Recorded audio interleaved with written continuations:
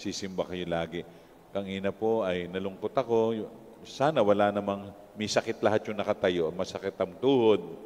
Kasi nung nanliligaw nga yung lalaki, pag marriage proposal na, kung todo luhod pa, kahit sa damong madumi at basa, luluhod dyan, papa-impress sa kanyang girlfriend, "Will you marry me?"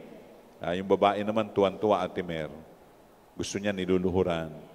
Si Lord, luhuran po natin kapag consecration at sa kordero ng Diyos. Kayo bahala. Ayaw niyong lumuhod. Kayo rin. Yung sa akin naman, ipaalala lang. Bigay natin ang para sa Diyos. Para sa Diyos. Gano'n na ba yung konting minuto na nakaluhod ka?